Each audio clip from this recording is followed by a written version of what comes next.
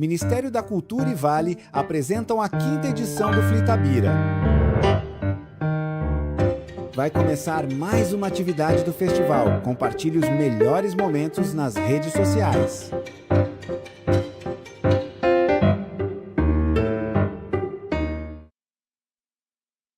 O vídeo a seguir possui recursos de legenda e libras. Apresenta cenas dinâmicas que registram diversas manifestações culturais de todas as regiões do Brasil, ambientado tanto nas ruas, nos palcos, como em grandes eventos e produções ou ambientes intimistas. O vídeo é plural, com agentes culturais de todas as idades, etnias, roupas e figurinos coloridos próprios de cada expressão cultural. A cultura é um dos mais preciosos instrumentos de democracia. É um canal de expressão plural que permite a convivência de diferentes vozes, histórias e visões de mundo.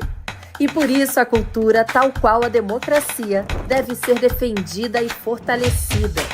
Essa é a função da Lei Rouanet, a principal política pública de incentivo à cultura brasileira. Com ela, perseguimos a missão de assegurar o acesso democrático à produção e à difusão cultural. Ao longo de mais de 3 décadas, a Rouanet permitiu que inúmeras iniciativas culturais, antes inviáveis, ganhassem o mundo. Revelou histórias, preservou tradições e transformou vidas. Lei Rouanet, há 33 anos tornando a cultura brasileira mais plural, acessível e democrática. Logos: Lei Rouanet, Ministério da Cultura, Governo do Brasil, do lado do povo brasileiro.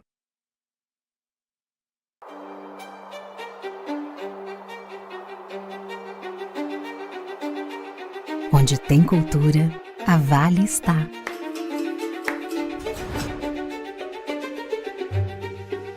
No poder criativo que nasce dos palcos, orquestras, das artes, das ruas e dos museus. Na valorização das diversas identidades brasileiras e na preservação de memórias. Onde toca um instrumento, um futuro desperta. Nas trocas de saberes, sonhos e oportunidades se concretizam.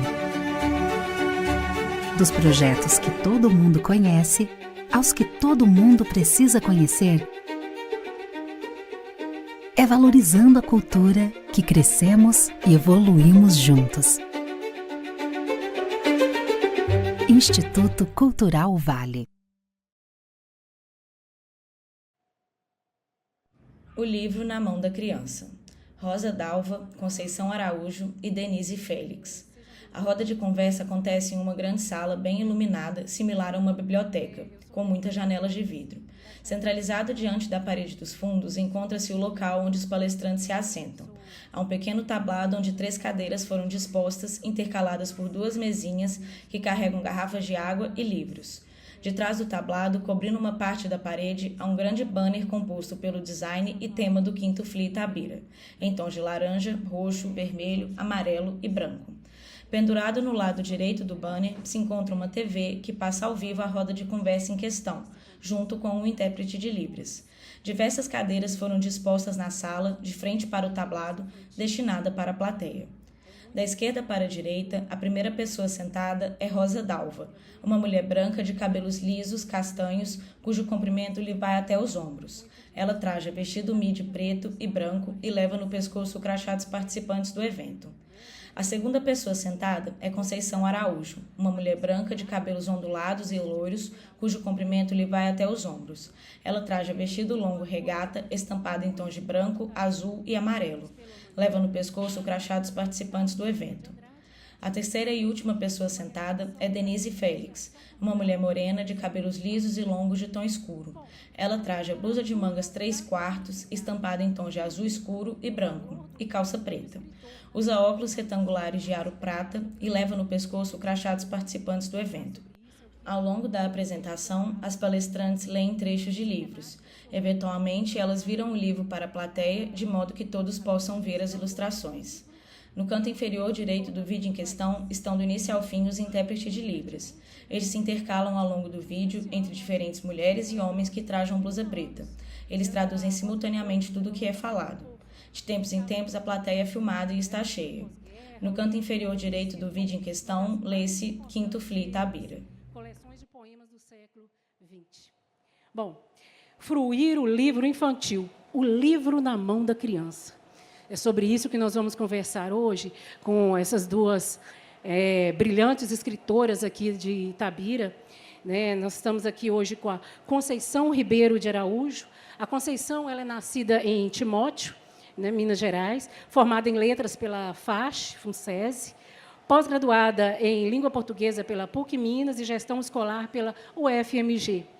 Professora e atriz desde 1991, escreve e ensina peças teatrais para diversos públicos. Autora de diversas obras como Brincar e Sonhar é Só Começar, A Libélula das Asas de Ouro e Como Nasceram as Borboletas. Seja bem-vinda, Conceição. Obrigada, é um prazer estar aqui com vocês. Agradecemos já a presença, é muito importante para nós essa participação de vocês. Sua descrição, por favor, Conceição. Sou Conceição, então eu tenho a pele clara, os olhos azuis, o cabelo loiro escuro. Eu estou usando um vestido longo, estampado com os riscos pontilhados em azul e um amarelo. Bom, hoje vamos conversar também com a escritora Rosa Dalva. A Rosa Dalva ela é uma escritora itabirana, formada em letras e psicopedagogia, membro da Academia Itabirana de Letras, autora de diversas obras, entre elas O Vovô no Céu, O Menino que se Esqueceu de Dormir. Né? Seja bem-vinda, Rosa. Pode fazer a sua descrição. Ok. Muito obrigada. Boa tarde a todos. Rosa Dalva. Então, tenho uma pele clara, os olhos verdes, cabelo castanho escuro. Estou vestindo vestido preto e branco, embora meu coração seja todo azul. Tá? Muito bom estar aqui com vocês. Bom, a literatura infantil, né, o fruir. A literatura infantil, né, quando nós falamos em separar a literatura da literatura infantil, essa diferenciação, você poderia conversar um pouco com a gente a respeito disso, Conceição? Essa separação entre a literatura básica, normal, com a literatura infantil. O que traz de especial, de diferente, essa concepção de literatura? Bem, acho que antes de conceituar, eu gostaria só de contar um pouquinho aqui, rapidamente, um breve conto para vocês. Quem não conhece, quem conhece, vai fazer de contas que não conhece. Vamos fazer um exercício rapidinho? Fechem os olhos e ouçam, por favor. Muito longe daqui, no sul da África, não muito tempo atrás, vivia uma tribo que não usava sapatos. Para que sapato, se a areia era macia, a grama também? Mas, às vezes, as pessoas tinham que ir à cidade para resolver um assunto, um negócio de cartório, hospital, receber dinheiro ou até mesmo ir a uma festa. Aí eles precisavam de sapatos e era um tal de pedir emprestado que nunca dava certo. Foi então que o velho, mais velho da vila, que como tantas vezes acontece, era também o mais sábio, resolveu o problema. Ele abriu uma tenda de aluguel de sapatos debaixo de uma grande árvore e em seus galhos pendurou sandálias, chinelos, alpargatas, botas, botinas, sapatos de todas as cores, tipos e tamanhos. As pessoas alugavam o sapato que queriam, iam para a cidade, resolver seus assuntos e, na volta, devolviam. E, claro, tinham que pagar um aluguel. Sabe qual era o aluguel? No fim da tarde, depois que todo mundo já tinha terminado o serviço, tomado banho no rio, jantado, o povo da vila se reunia para ouvir a pessoa que tinha alugado o sapato contar, com todos os detalhes, por onde aquele sapato tinha andado. Então, agora, você ainda com os olhos fechados, imagina que você está debaixo dessa grande árvore e você lembrou de uma história, de uma personagem que marcou você. Aquela voz que te contava a história. Então, agora, podem abrir os olhos. Alguém aqui se imaginou a história? Lembrou de uma história? Eu imagino que sim, né? Que as histórias, principalmente as contadas na nossa infância, elas nos marcam. Elas ficam na nossa memória. Bem, então, porque para falar do texto escrito, antes a gente tem que lembrar dessa contribuição oral, né? Da contribuição oral para a literatura. E aí, voltando à pergunta que você traz aqui para essa mesa, né? Se há diferença da literatura e a literatura infantil. Aí é uma ótima pergunta, né? Porque a literatura infantil é, sim, considerada, é uma literatura. É claro que as especificidades, elas são diferentes. Escrever para a criança e para o adulto, a responsabilidade, né, o zelo que temos que ter com esse texto, com essa escrita, é tão importante quanto.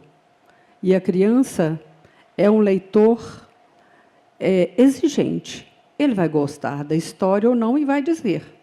Às vezes, nós podemos ser polidos, né, diante de alguém que nos pergunta. A gente pode, talvez, um livro que esteja na moda, que todo mundo está gostando, a gente pode ficar em dúvida. O que é que eu respondo? Mas é essa questão, né? E trazendo um pouquinho aqui para nós uma citação da Adélia Prado, ela diz o seguinte, quando pergunta se há diferença entre escrever para a criança e escrever para o adulto. Aí ela diz, é a mesma diferença entre um vestido para uma velha senhora e para uma menina feitos do mesmo pano. Os tamanhos são diferentes, mas o corte e a costura exigem o mesmo cuidado. Nossa, Adélia Prado te ajudando a responder, foi fantástico. É uma contribuição excelente. Excelente, né? Isso nos remete a pensar, né, nessa questão da escrita para criança, porque ali estamos formando os leitores, né? A criança são os leitores ali que estão se formando, né? É bem bacana isso. Então, escrever para criança, né, na infância, isso traz consigo, é uma atividade que traz consigo grandes desafios, né? Eu gostaria que a Rosa Dalva conversasse com a gente um pouquinho a respeito desses desafios, né, para escrever para criança, para escrever na literatura infantil. Então, eu retomo a fala da Conceição, quando ela fala que tudo parte da oralidade. Antes da escrita vem a palavra. E a palavra é o poder. E o livro na mão de uma criança é o poder de descoberta e de recriação de muitos mundos. Quando falamos, então, do desafio do livro infantil, a Conceição bem disse com o auxílio da Adélia, desse mesmo cuidado, a gente vai além. Porque nós temos que lembrar de aspectos importantíssimos e que hoje, muitas vezes, estão sendo relegados ao esquecimento ou à não aplicabilidade. O contar histórias, né? Então, a gente parte do princípio de o que isso traz de importância. Quando contamos uma história para uma criança, quando eu conto uma história, quando eu trago essa leitura primeira desde a infância, eu estou trazendo uma abertura para conhecimento, para a afetividade, para um momento de troca de experiência, de percepções e opiniões dessa criança sobre o que você está contando, sobre o que ela está interpretando, o que ela pode opinar e criticar sobre. Trazemos também a importância desse conhecimento mesmo, da literatura como uma forma de conhecimento global.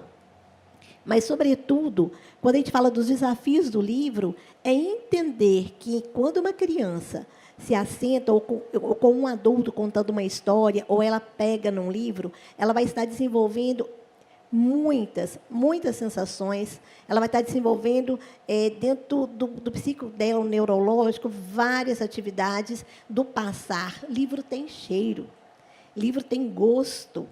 Então, a gente tem que incentivar cada vez mais isso. E, muitas vezes, diante da tecnologia, as pessoas, principalmente os pais, estão delegando, né, essa coisa do contar, do aproximar, de trazer esse universo para as crianças a um plano inferior.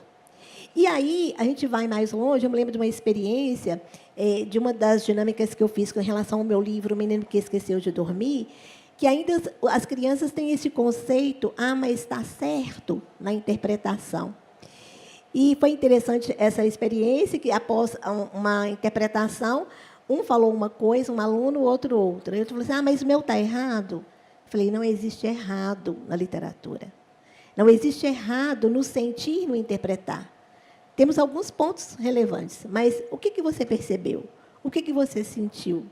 Então, todo livro traz emoção, conhecimento, abertura de mundo, traz criticidade e, sobretudo, gente, ele tem que instigar, ele tem que provocar. Então, o desafio de escrever para a criança realmente é muito grande e é de uma responsabilidade tamanha que, às vezes, a gente fica até com medo, né, Conceição? É verdade. Mas, como as histórias elas não vêm, não tem nem jeito de não ter medo. Elas aparecem, cutucam a nossa memória, é como se pedisse, me escreva.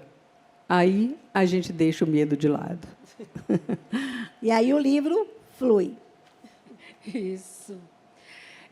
Quando falamos na literatura infantil, vem muito à nossa cabeça a questão das ilustrações, né? As crianças mesmo, elas costumam, né, ficar muito curiosas com relação à ilustração, se tem muita, se tem pouca, se é muito colorido, se tem pouca cor, como que vai ser aquela ilustração, né? É muito importante, até porque existem livros de linguagem não verbal, né?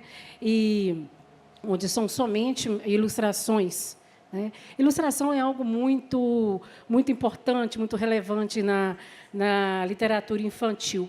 Me chamou muita atenção quando eu estive conversando com a Conceição, e o livro dela, Como Nasceram as Borboletas, eu perguntei a respeito da ilustração e ela me contou que foi uma ilustração familiar. Gente, eu achei a coisa mais linda do mundo, né? Ela falou assim, foi a várias mãos, os meus irmãos me ajudaram. Eu gostaria, inclusive, que a Conceição falasse um pouquinho da ilustração, né, tanto de como nasceram as borboletas, que eu achei assim, bem diferente, eu achei muito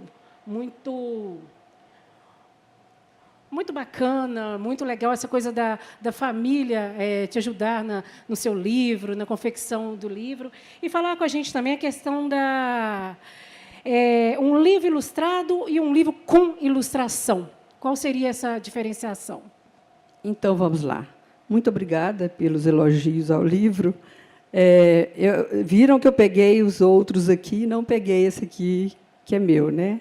Mas, se você iniciou, eu vou começar a falar. Esse livro ele realmente foi ilustrado.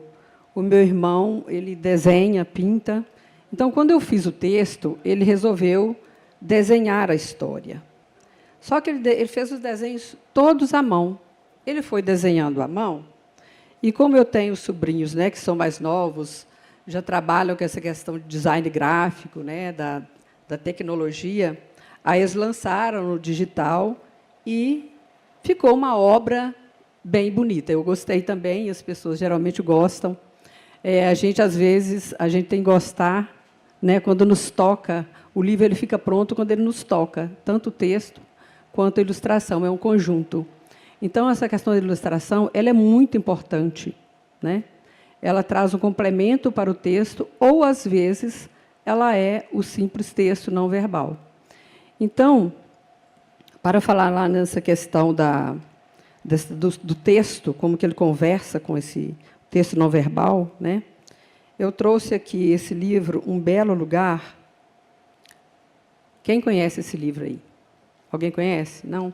Quando ele me chamou a atenção, aqui tem a folha de guarda, né, que nós chamamos a folha de guarda. É isso mesmo, a folha de guarda, que ela é toda em essa cor, esse colorido, esse tom de azul, e fecha aqui também com o tom de azul. Né? Logo vem aqui folha de rosto, né, com o título Um Belo Lugar.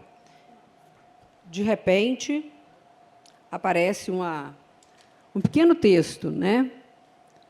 Que é a Caetano Veloso. Apenas a matéria viva era tão fina, que esse autor coloca aqui, que é o Alexandre Rampazzo. Bem, eu não conhecia o livro ainda quando resolvi abrir essa página. E pensei assim, o que é isso? Aí você fica logo instigado para virar logo a página, né? Para ver o que essa ilustração te traz.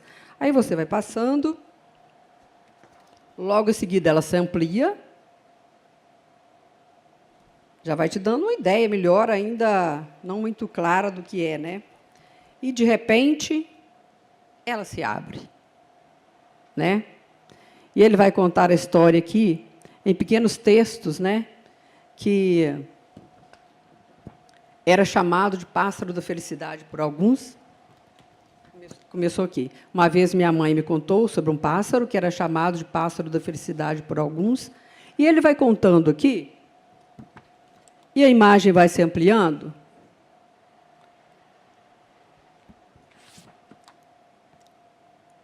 Olha que maravilha. É difícil segurar o microfone e livro ao mesmo tempo, mas tudo bem. Olha aqui, como que vai dando a ideia desse voo do pássaro. É uma maravilha, né?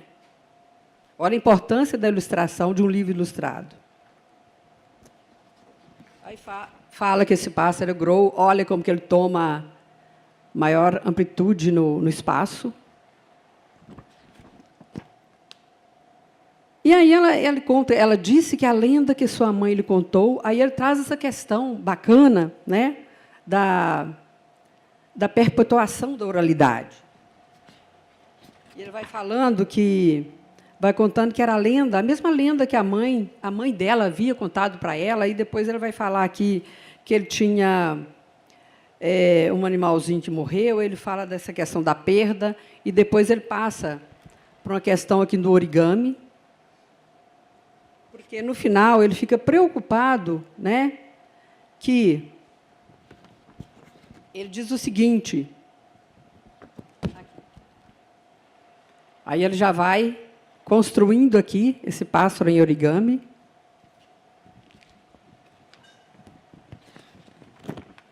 E, ao final, ele deixa uma folha em branco. Eu não vou contar tudo, não, porque depois vocês podem ler, tá? Eu empresto. Spoiler, é muito não, bonito. Então, estou trazendo para vocês aqui o que é o livro ilustrado, né? Que a ilustração ela fala muito mais do que a palavra. Às vezes, ele pode ter textos, como tem aqui pequenos textos, mas a imagem ela vai falar muito mais do que a palavra, né? Aqui, esse aqui também é muito interessante, quando abre os olhos, ele vai trazer a questão, fala sobre... É uma reflexão sobre perda, sobre tristeza, sobre depressão. E aí, vejam que aqui, olha, como que a cor vai prevalecer. Ele também tem uma folha de guarda. Vai prevalecer muito o tom sombrio, que é o escuro, né? E só no final é que vai se ampliando, está vendo? É que ela vai tomando coragem, de certa forma, que tem um momento que ela perde novamente a coragem de lutar contra esse escuro que está invadindo, né, vamos dizer assim, que está trazendo esse sentimento, e até o final, que ela resolve, então, abrir as gavetas, e o quarto vai clareando, e a história vai acontecendo. Então, às vezes a pessoa fala, mas eu não gostei desse livro, com essas cores escuras, mas tem um propósito, né? Então, a ilustração, as cores, todos esses elementos, né, bem trabalhados, bem pensados, eles têm esse propósito. Vale a pena também, viu, gente? Ler para trabalhar, é bem bacana. E, enfim, esse aqui é a Libélula das Asas de Ouro, que é de minha autoria, né? Meu primeiro livro. Ele também traz as ilustrações que complementam a história. E ele tem também a folha de guarda, essa questão de folha de guarda dos livros, assim, em 63, o Alexandre, não vou lembrar o nome do autor, não, Maurice Sendak, ele lançou um livro, Onde Moram os Monstros, Onde Vivem os Monstros. Vocês conhecem? Então, esse lançamento, ele que ousou, já com essa, que iniciou com essa questão das gravuras, da ilustração, conversando, complementando e falando, às vezes, mais que a própria escrita. E por aí vai. E hoje nós temos assim, uma gama de livros, né? A gente vê livros de todos os jeitos, todos coloridos, todos os formatos, livros para bebês, né, que são utilizados até em banhos mesmo. E assim vai variando. São tantos que, se a gente for olhar, a gente sai da casa para deixar só os livros e, de vez em quando, volta para ler, senão não cabe. Não é, Luana? É isso. Nossa, é muito interessante. Eu vou querer saber também a respeito das ilustrações da Rosa Dalva.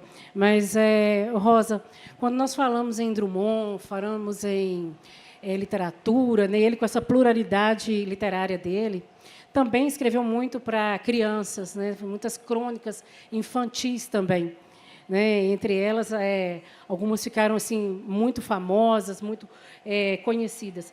Eu gostaria que você falasse um pouquinho a respeito disso, da ilustração das suas obras também, assim como a Conceição falou sobre a ilustração delas, e falasse um pouquinho também sobre esse caminho aí das crônicas infantis, esse outro lado do Drummond que muitas pessoas não conhecem, muitas pessoas só conhecem o Drummond poeta, mas ele também tem um lado cômico, um lado irônico, um lado brincalhão, um lado criança, né, o nosso famoso menino antigo.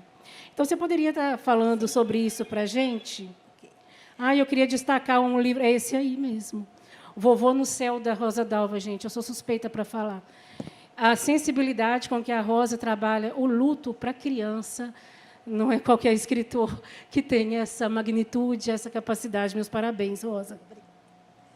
Então, obrigada. Na verdade, esse foi o meu primeiro livro lançado há 20 anos atrás. E eu tenho uma certeza. Todo livro tem uma história, conta uma história e tem uma lição. Não, às vezes, essa lição para rotular, né, ou dominar, mas é uma lição que fica desse sentimento.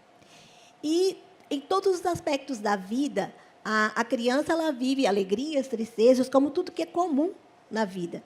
Então, quando este livro nasceu, de quando meu pai faleceu, meu filho tinha 2 anos e 10 meses, e tudo que eu lia em termos de literatura era tudo muito triste, muito voltado, na época, só para a questão da perda. E eu quis colocar aqui, não a perda, mas o que fica, porque o amor é eterno. Então, este livro ele foi construído por um artista itabirano também, ele fez a ilustração, ele é autodidata, ele desenha com lápis de cera e depois ele pinta com nanquim por cima e coloca outras cores. Então, esse livro nasceu desse desejo, não só de homenagear o meu pai, mas de trazer para todo mundo e para todas as pessoas que vivem com as crianças essa dificuldade de entender e de passar pelo luto, para ficar com a seguinte mensagem. Hoje, quando sinto saudades do vovô muito doidinho, olho para o céu e sorrio feliz. Sei que ele está pertinho, porque com ele aprendi que só se perde alguém onde o amor não fez seu ninho. Então, esse é meu primeiro livro, né, foi o primeiro livro do primeiro ano da Lei Drummond, né, passou em primeiro lugar, e é O Vovô no Céu. Tempos depois, pensando ainda na temática da criança e de algo muito comum que acontece comigo, né, hoje o meu menino é grande, de 30 anos, mas continua o mesmo menino insone. E hoje as crianças estão cada vez mais aceleradas e dormir. Aos 4 anos e meio, ele me falou assim, para que a gente tem que dormir? Eu falei, para descansar, né? Pelo menos a mãe, né? Mas ele falou, não, eu não quero dormir, porque dormir é perder tempo. Eu não quero dormir. E aí, pensando nisso, aí nasceu, né, um menino que se esqueceu de dormir. Porque ele se esquecia dia assim e o outro também. E aí, este livro foi também uma parceria muito feliz que eu tive aqui com alguns artistas, e nós estamos trazendo isso que a Conceição falou, né, de imagens maiores, né, aqui, de coisas que permeiam o universo infantil, as coisas que os pais, acho que, não sei, hoje fazem muito, mas antigamente fazíamos, né? Contar estrela, contar carneirinho, cantar boi boi da cara preta, que não pode mais, né? E aí, aqui, já com um formato mesmo para criança, como a Conceição falou, né? A imagem também tem que estar instigando, provocando, mas também mostrando quando para crianças menores.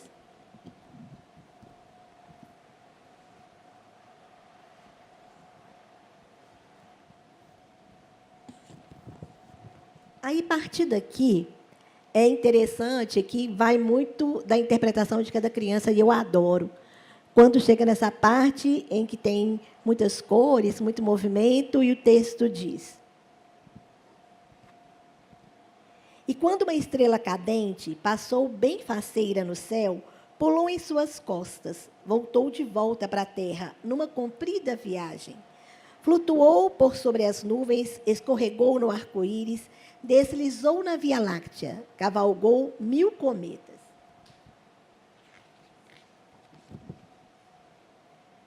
Chegando cansado das aventuras, quando a lua já dormia, preguiçoso, o sol despertava para mais um lindo dia. E o menino continuou. Pergunto para vocês, dormindo? Ele sonhou tudo isso? Essa história acaba aqui ou começa aqui? Eis o desafio do livro. O que você pode desconstruir, construir de novo com a imaginação da criança. O desafio do livro infantil é instigar, é fazer com que a criança desperte o que ela tem de melhor, que é a imaginação, que é a sensibilidade, que é o sentimento, né, que é essa criatividade genuína. E aí eu tive uma resposta de uma menina que falou comigo. Eu imaginei que a história começava aqui. Aí eu perguntei para ela, e por que não?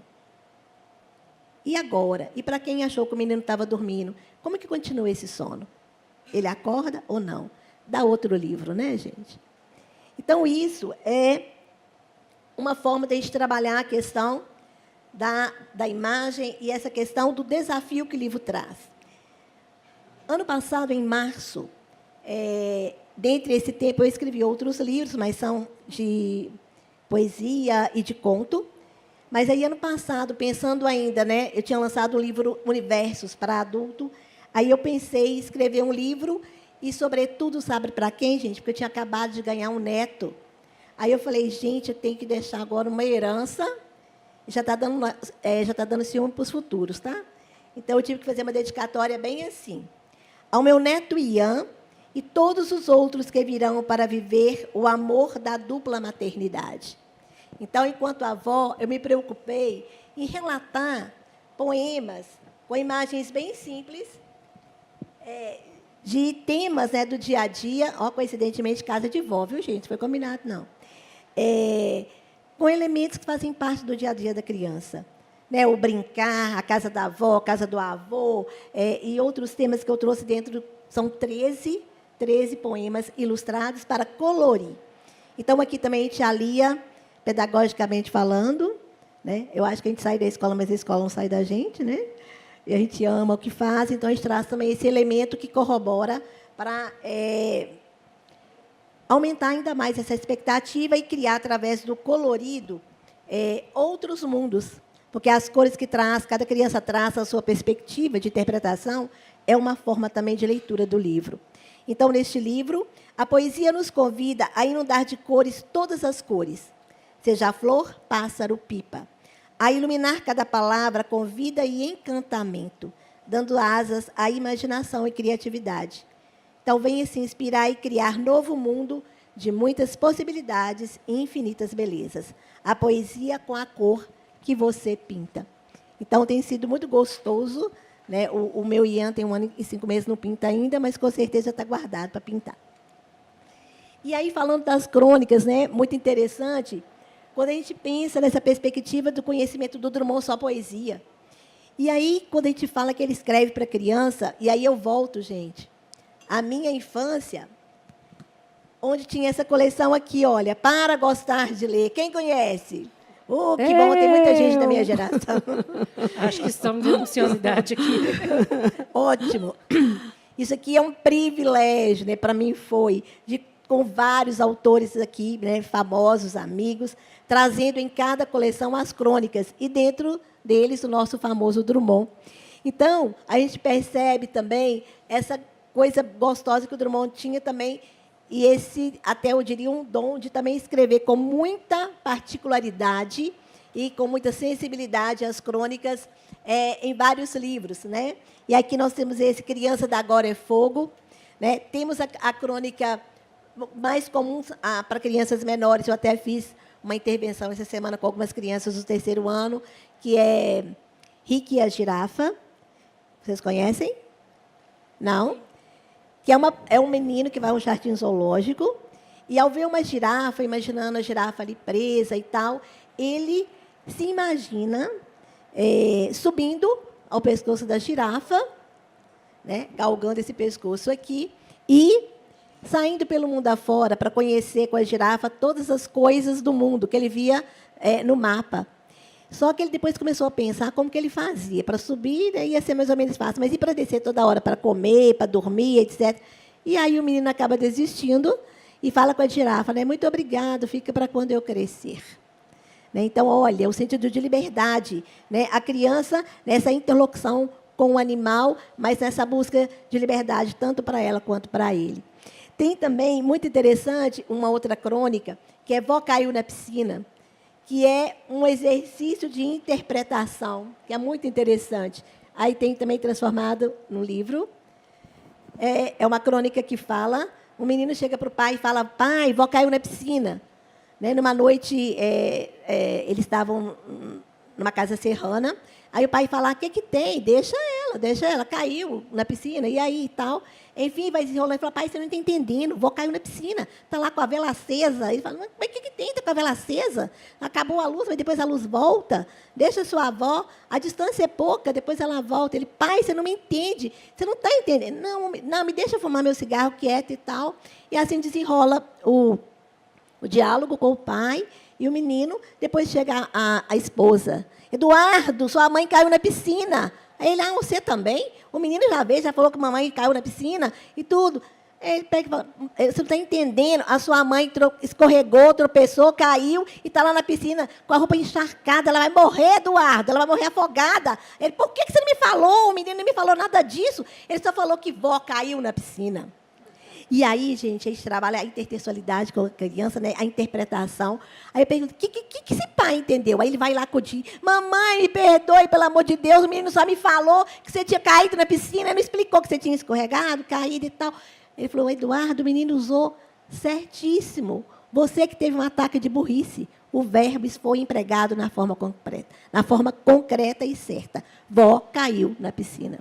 Então, gente, são pequenas crônicas, né, de acontecimentos comuns, até banais, mas que trazem sempre com esse humor e essa coisa do dia a dia, personagens comuns, filho, pai, avô, né, pessoas do dia a dia, no ônibus, na sorveteria, no restaurante, que o Drummond traz com grandeza também essa pluralidade literária, que é uma delícia de ler.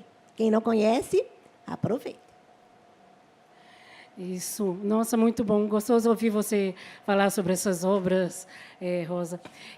Tem uma obra também de Drummond que recebe um destaque muito grande pela sensibilidade também, afetividade, né? Onde diz aqui, né? Que pode uma criatura, se não, entre criaturas amar. Né? Estou falando de História de Dois Amores. Né? História de Dois Amores, ilustração de Ziraldo. Você poderia conversar com a gente um pouquinho, Conceição, sobre História de Dois Amores? Claro, é o que a Rosa estava trazendo aqui, né? Muitas vezes as pessoas conhecem o Drummond poeta e, às vezes, muito pouco o Drummond cronista e o Drummond que escreve para um público também infanto-juvenil. E essa é uma das minhas preferidas, né? História de Dois Amores. É a história de um amor improvável, vamos dizer assim, que é entre um elefante e uma pulga, né? E esse elefante ele sai em uma jornada, né? Ele sai de férias, sai em uma jornada, de repente encontra essa pulga e ela torna a sua companheira, e eles vão enfrentando grandes desafios e passam assim por muitos conflitos, mas a linguagem que vence mesmo aqui é a linguagem do amor. É bem bacana, vale a pena ler, né, gente? E aqui ilustração de Ziraldo, né? Acho que vai dispensar comentários. Eu vou mostrar para vocês aqui algumas partes, né? Ilustração muito bacana. É Ziraldo, né, gente? Eu acredito que vocês já conheçam, mas vale a pena, ainda quem não leu, ler História de Dois Amores. É um dos infantos juvenis do Drummond, esse lado do Drummond, né? É isso. Né? Um dos lados, como a gente tem dito aqui, né? Um dos lados desse Drummond multifacetado, né? É que em uma Rosa do Povo, né? Um pós-guerra, ele fala com tanta sensibilidade, com tanta propriedade de temas que são tão assim tão fortes, né? Temas assim tão que são assim tão presentes no cotidiano, no sentimento mais profundo de cada pessoa, né? Ele toca isso de uma forma muito assertiva, né? E o Drummond, então, ele toda essa pluralidade, essa forma dele escrever, ele foi, né, conquistando o mundo inteiro, né? Porque ele tem esses vários viés de contemplação literária, né? Como os críticos costumam dizer, né? Um lirismo modernista, né? Eu gostaria que vocês falassem um pouquinho. Tem alguma obra de vocês duas que vocês não citaram aqui ainda, vocês gostariam de comentar? Rosa, você citou todas as suas obras, tem alguma que a gente não tocou? Sim, na verdade, eu falei das obras infantis, Sim. Mas eu tenho mais esses 3 livros lançados. Todos os meus livros são lançados por lei de incentivo. Lei Drummond, Lei Rouanet, Lei Paulo Gustavo, né? Este aqui foi o meu livro Universos, que eu lancei de poemas, também contemplado, esse aqui foi pela Paulo Gustavo. Outro livro que eu lancei ano passado, agora no gênero contos, é o Ensaios para a Vida, que é um livro, a capa é do meu filho, e também eu tenho assim a honra de dizer, né, que nós trabalhamos em família. A minha filha é minha revisora, meu marido me produz, é meu coordenador do meu projeto, e o meu filho ilustra, né, as minhas obras. Então, esse livro aqui foi ilustrado, a capa dele, né, do Diego, e são contos que falam dessa sensibilidade de família, das coisas do cotidiano, das coisas que a gente sente e que, como você falou, do lirismo que toca, da vida que é pulsante para a gente que escreve, as coisas vêm e a gente não consegue, é mais forte do que a gente, né? A mão não obedece. E no burburinho das ideias, a gente tem que fazer alguma coisa, e a gente escreve assim. Então, esse livro de contos veio, no ano passado, também como um presente, né, de Deus para mim. Eu pude colocar aqui várias coisas de família, sobre minha mãe, sobre crianças especiais, que eu tive a oportunidade de trabalhar há vários anos, e dediquei aqui um dos contos, pensando numa dessas crianças, e outros tantos que falam mesmo das coisas da vida de cada um, de todo mundo, e que a gente pode se identificar numa e outra história, num e outro ponto. E este livro aqui está ainda no forno, no prelo. Nós já fizemos um pré-lançamento aqui na biblioteca. Poéticos em Itabira. É um livro que foi escrito a muitas mãos. Daqui de Itabira somos 6 poetas, mais 26 de vários estados do Brasil. E este livro vai ser lançado oficialmente no dia 2, às 12 horas, aqui no FLI. Estão todos convidados. Poéticos em Itabira. Obrigada. Convite aceito. A Conceição, além de escritora, professora, também é atriz, diretora, né, Conceição?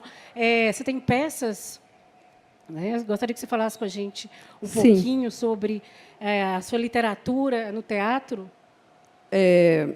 Publicado, eu tenho outros escritos, mas todos guardados, textos de teatro. Eu sou da Companhia Itebrana de Teatro também, e esse ano nós estamos completando 35 anos de companhia. É um bom tempo, né? E esse aqui é o Brincar e Sonhar e Só Começar, ele é um musical. Ele conta a história de uma avó, que nós já apresentamos aqui no Centro Cultural. Talvez alguém que esteja aqui já assistiu. Ah, não. É um musical, assim, ele é bem gostoso. A gente, quando fala da obra da gente... São suspeitos. Nós somos suspeitos, São né? filhos, Mas gente, quando as são pessoas falam que gostam, então pronto, as suspeitas se acabam. Então, essa avó vai viajando e vai trazendo com esses seres, né? O Saci, o Curupira, a Carochinha também está junto nessas histórias.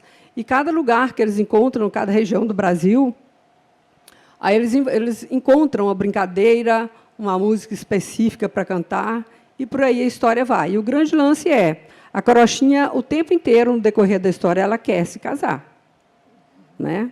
Ela quer se casar, mas, no final, quem não conhece, então, tem que conhecer, para saber se a dona Carochinha casou ou não. Calma, já sabe, né? Tem que ler. É isso. E eu tenho outro também, que eu não falei dele ainda, A Moça que Fiava Sonhos.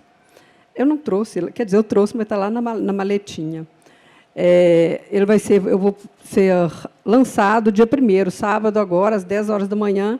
Eu estarei aqui com todos estes, e A Moça que Enfiava Sonhos, que, assim, nas entrelinhas, muito sutilmente, nem tão sutilmente, porque a violência, em toda poesia, em toda descrição poética que vai acontecer durante a narrativa, ela sofre violência doméstica, né? Mas aí tem todos os elementos mágicos que vão aparecer nessa história. Um pássaro encantado, 3 pedras que ela recebe de uma mensageira quando ela consegue fugir do alto do castelo onde ela está aprisionada. E ela vai fiando e bordando as boas lembranças. E com isso, até encontrar a felicidade. Ela vai fiando sonhos e desperta. As pedras elas têm um significado muito importante nessa narrativa, que, a partir delas, é que vem assim a questão da catarse e do final, que é um final feliz. Adoro final feliz. Já estou doida para conhecer. Não, a Conceição... Então, estão convidados, tá? Estão convidados, 10 horas da manhã no sábado. A Conceição ela não se contém só em instigar o público infantil, né, a curiosidade infantil, como a nossa também, né? Já estou deixando todo mundo querer saber o que aconteceu com a Carochinha. Isso mesmo. Bom, gente, muito gostoso conversar com essas duas brilhantes, essas estrelas da literatura infantil aqui de Itabira, mas, infelizmente, né, já está chegando ao final a nossa conversa. Eu gostaria de ouvir as considerações finais de Rosa, uma mensagem para as pessoas que estão aqui, uma mensagem para quem está nos assistindo. A Fli Itabira ela é transmitida integralmente via YouTube, né, a única festa literária que é na América Latina que é totalmente transmitida integralmente via YouTube. Então, uma mensagem da escritora, por favor. Então, gente, coisa linda, né? Vocês estarem aqui, esse FLI acontecendo, o 5º FLI Itabira, esse boom de cultura que atrai, que traz pessoas de fora, de todos os cantos, e que promove a interação e essa cultura local e mundial. Então, para finalizar, além dos meus agradecimentos a todos os envolvidos, e já citados, né, por Denise, eu gostaria de trazer o próprio Drummond num trecho do poema Resíduo. Se tudo fica um pouco, mas por que não ficaria um pouco de mim? Que vocês possam levar também um pouquinho nessa tarde de hoje, né, do pouquinho que nós conversamos aqui, e que, gente, invistam na leitura, invistam na literatura infantil e façam com que nós possamos promover para o mundo vários escritores, vários sonhadores. Muito obrigada. Agradeço também. Eu já comecei agradecendo, né? A presença de vocês realmente é muito importante. E reforço tudo isso que a Rosa já acabou de dizer. Leiam e leiam sempre para uma criança, né? A leitura na infância ela é muito importante. A gente sabe que muitos que estão sentados aqui já se dedicam a isso, né? Então leiam. E leiam também Rosa Dalva e Conceição Araújo. Exatamente. Obrigada, gente. Obrigada. Obrigada a todos da produção, né? A Denise, o Flitabira na pessoa da Sandra. Enfim, vamos parar por aqui, senão rende. E nós vamos sortear livros. Isso, assim que terminar. Hoje Vocês teremos assinaram a sorteio de folha aí? livros. A lista de presença que foi passada, tem alguém que não assinou? É perigoso não ter assinado, tá? Porque vai acontecer sorteio de livros aqui agora. Tem alguém que está sentado aí que não assinou? Acho que não, né? Então, vamos então. Ah, tá. Eu subi esses números. Então, a gente, finalizando, gostaria, antes do sorteio, de fazer novamente o agradecimento a todos vocês que tiraram um tempinho para vir aqui prestigiar, aprender e prestigiar as nossas escritoras, o FLI Itabira, agradecer a toda a equipe do FLI Itabira, né, Ministério da Cultura, né, Vale, o nosso patrocinador Vale, através da Lei Rouanet, os apoios, né, que temos, que é o SESC, Prefeitura Municipal de Itabira, Fundação Cultural Carlos Drummond de Andrade. Né, muito obrigada a todos. E agora, eu gostaria de pedir vocês, antes do sorteio, que devem estar curiosos, né, para saber quem vai levar presente para casa, autografado, né? Com certeza. Ah, isso aí, com dedicatória. Né? Eu gostaria de pedir uma salva de palmas para as nossas escritoras, Conceição Araújo e Rosa Dalva. Muito obrigada. Obrigada, gente. Obrigada. Nós que agradecemos, de verdade. As palmas da verdade também são para vocês, tá? Ó. Com certeza. Isso. Bom, vocês não tiveram acesso à lista de presença. Não. Eu só peço que fale um número, Rosa vai falar um número de 1 a 22. 9. 9.